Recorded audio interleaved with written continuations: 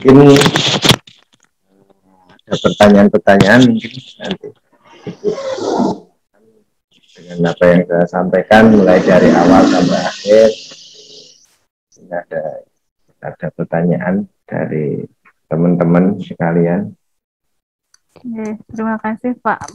Untuk teman-teman, kalau ada yang mau bertanya, silahkan.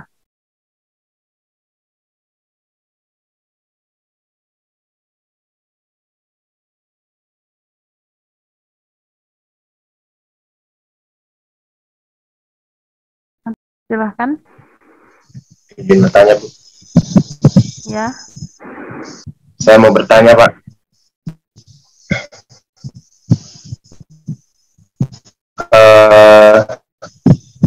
Di setiap proses produksi itu kan dari tahap itu kan pasti ada ya. Jadi kendala apa yang sering dijumpai di PT-nya Bapak sendiri dan bagaimana upaya atau cara Bapak untuk mengatasi semuanya itu agar bisa keluar dari itu. Ya, masih ada lagi yang mau ditanyakan? Sudah itu ya, Bu. Ya. Mungkin jangan lanjut dulu ya Pak, kalau misalkan nggak ada yang bertanya lagi. Ya, siapa lagi? Ada lagi yang mau bertanya? Nanti biar sekalian jawabnya. Izin bertanya, Bu. Ya. Izin selamat pagi. Izin bertanya, Pak, untuk produksi kan biasanya ada limbahnya itu, Pak. Untuk pabrik Bapak sendiri, limbahnya itu dibuang kemana dan atau diapain gitu, Pak? Diolah atau apa gitu ya? Ya. Kemudian ada lagi, satu lagi mungkin. Izin bertanya, Bapak, ingin saya tanyakan, apakah untuk pemenuhan bahan pakan, tentunya kita membutuhkan bahan baku. Nah, di dalam perusahaan itu, apakah ada masalah jika kekurangan bahan pakan itu, Pak, bisa diimpor dari luar pulau atau pernah memakai bahan pakan impor dari luar negeri, Pak? Terima kasih. Ya, sudah 3 pertanyaan. Mungkin bisa dijawab dulu nggak? Terima kasih. Pertanyaan yang pertama, saya coba jawab ya. Ini setiap produksi mesin itu memang tidak bisa lepas dari namanya trouble ya. Trouble tidak bisa lepas dari namanya trouble. Yang biasa sering kita hadapi itu mati listrik ya, itu yang sangat sering, karena kami kebetulan itu di ujung, jadi di ujung dari tiang-tiang listrik kita kebetulan di ujung. Kemudian di desa, jadi kita adanya di desa di pinggir sungai. Nah, ini apabila itu terjadi, itu yang satu kendala ya, juga terjadi. Kemudian pakan itu yang tadi saya sampaikan di mixer itu belum mencapai waktu yang kita tentukan, otomatis kita tidak mengakui bahwa itu sudah homogen.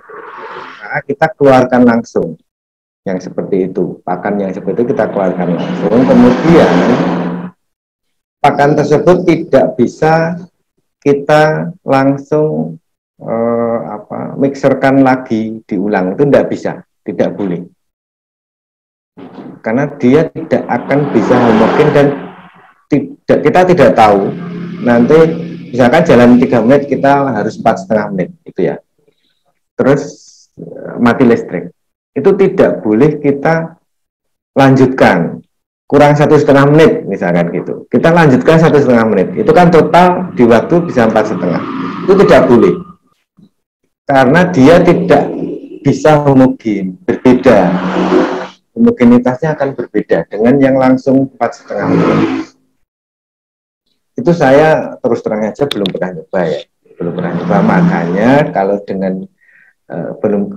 istilah belum pernah nyoba, nanti kita kita tes homogenitasnya itu belum pernah kita coba. Tetapi nyobanya waktu itu hanya itu 3 menit, kita jadikan 4,5, kita coba tidak homogen. Nah, homogennya di mana kita belum pernah nyoba, maksudnya seperti itu. Jadi kita nyobanya memang nggak homogen, ya sudah. Akhirnya kita atasi dengan kendala seperti itu, kita atasi dengan kita repro. Jadi bahan baku yang itu kita reprokan, kita buat ulang. Jadi kita buat ulang dengan formulasi khusus. Dari formulator kita buat ulang seperti itu. Itu kalau kendalanya seperti itu. Tetapi kalau kendalanya dari sisi mesin itu kita lakukan preventif. Jadi kita lakukan preventif. Jadi setiap hari bahkan setiap akhir produksi kita cek setiap mesin itu melalui koordinator atau melalui operator. Makanya tadi operator itu di bawah maintenance ya, di bawah koordinator maintenance. Makanya seperti itu.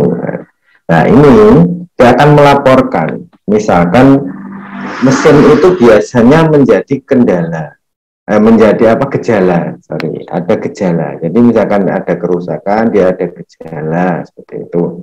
Nah, gejala ini sudah langsung dilaporkan. Jadi kita preventif tindakannya seperti itu. Jadi diharapkan tidak ada yang nanti terjadi. Tetapi apabila itu terjadi, biasanya di mesinnya itu mixernya biasanya seperti itu. Di mixernya ya kita keluarkan kalau tidak di situ. Kalau yang di lainnya biasanya ya hanya preventif itu.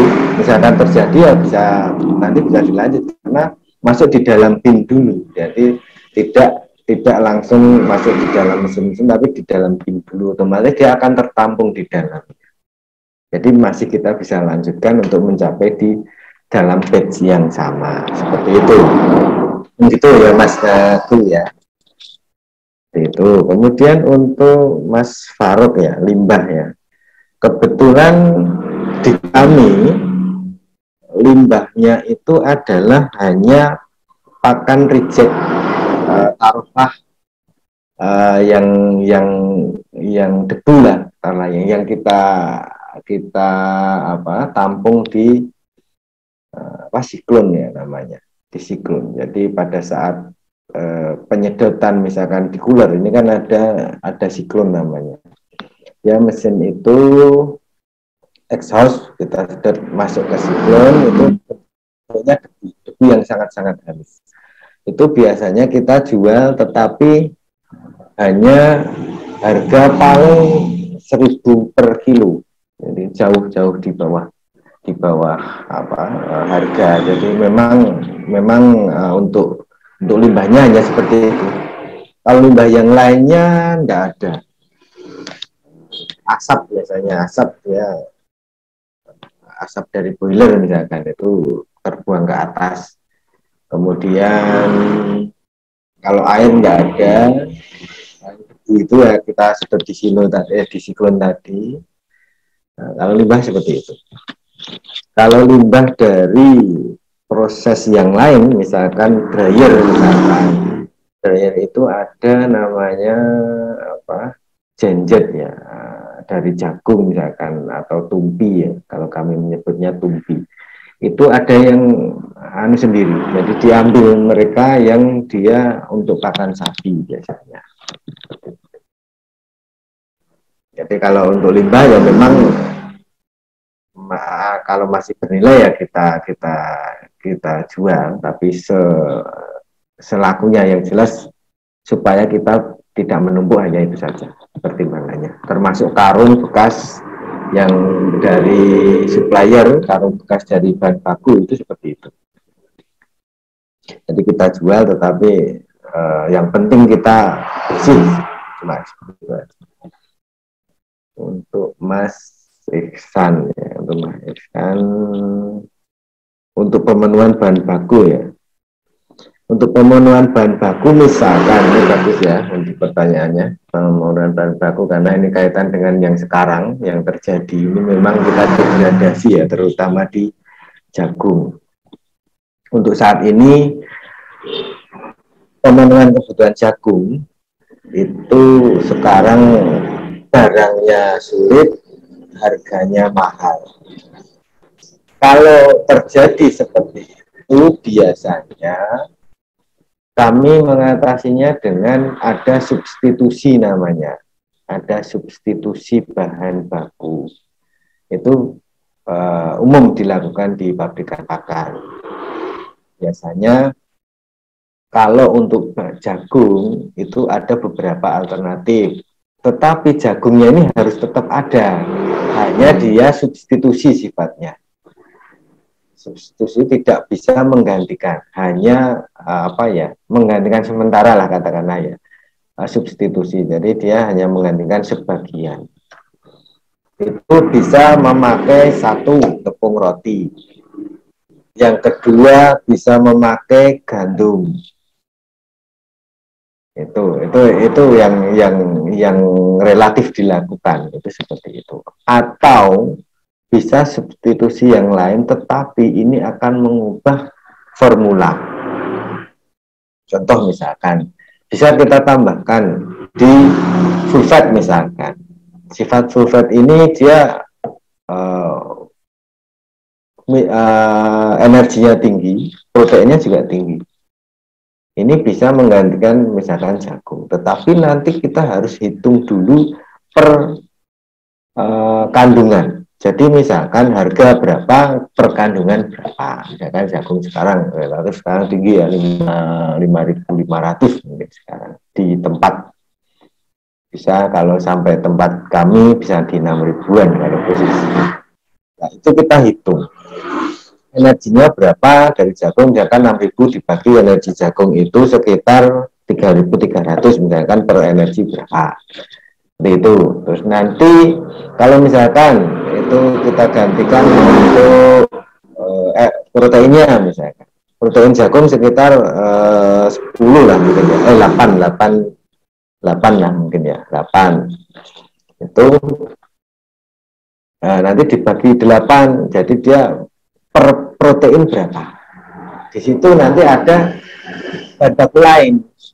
Misalkan seperti full fat tadi, harga berapa full fat, misalkan harga 5.000, dia energi tinggi, protein tinggi, ya dia bisa menggantikan seperti itu. Tetapi ini harus formulator. Tapi kalau yang tadi itu bisa apple to apple. Jadi misalkan tepung roti itu 10 kilo, bisa menggantikan jagung juga 10 kilo. Apple to apple. Tinggal kita lihat harganya itu. Ada beberapa langkah yang bisa kita lakukan, termasuk juga kita mungkin, tapi ini sangat ekstrim ya, yang dilakukan pabrikan-pabrikan lain juga untuk saat ini, mungkin dia akan membatasi omset, paling seperti itu. Jadi untuk kekurangan jagung seperti itu. Selain kita juga merambah ke luar pulau ya, waktu ini kita ke Nusa Tenggara. Itu di sana ada kita tawaran jagung di sana itu sekitar 5.000 kemarin. Itu kita sampai di sana. Kemudian beberapa waktu yang lalu kita sampai di Sulawesi, di Gorontalo. Jadi kita untuk pemenuhan kebutuhan memang kita sampai ke luar pulau. Memang seperti itu yang kita lakukan. Kemudian untuk yang bahan impor itu kami menggandeng ke supplier atau agen ya istilahnya, agen besar yang dia punya gudang-gudang di dekat pelabuhan. Itu itu seperti misalkan untuk SBM kita ada FKS misalkan. Kemudian jagung pun sama, misalnya itu ada kita agriko misalnya. Jadi kita ada kerjasama kepada supplier besar. Itu selain kita juga mencari di supplier lokal ya, supplier lokal seperti yang biasa ya, kayak penampung, agen-agen di lokal itu tetap kita juga. Tapi kalau misalkan mereka sudah tidak ada, itu ya kita lainnya ke luar seperti itu. Nah, itu bisa kita lakukan karena kita juga ada stok. Jadi kita tidak stok ini juga menjadi penting. Jadi kita tidak bisa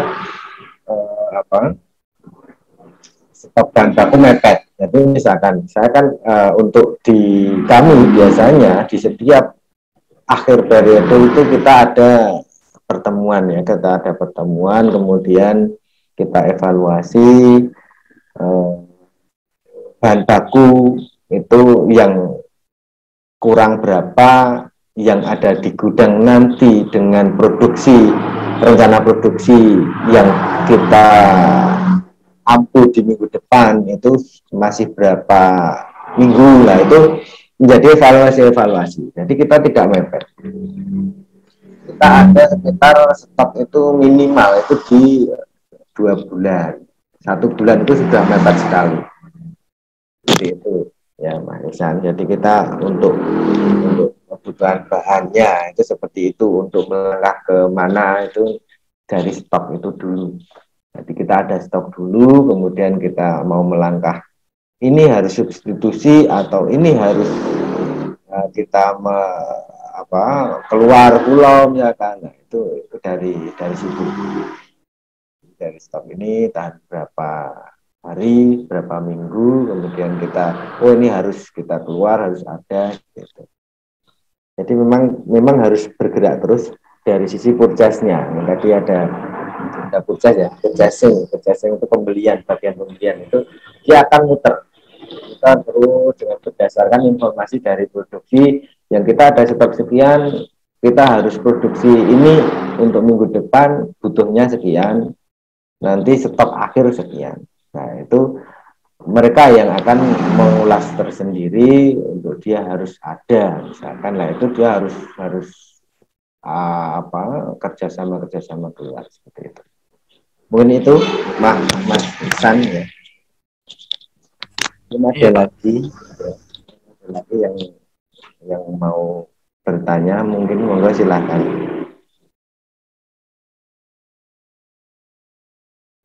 Ya, ada lagi kira-kira yang mau bertanya? Terima kasih. Sebelumnya demikian kuliah, sangat banyak informasi yang kita peroleh mengenai proses produksi dan alat-alat apa saja yang digunakan serta fungsi-fungsinya. Seperti itu. Matur nuwun, Pak. Ya, terima kasih sekali Pak atas waktunya, sudah mengganggu waktunya untuk bisa menyampaikan materi kepada teman-teman mahasiswa.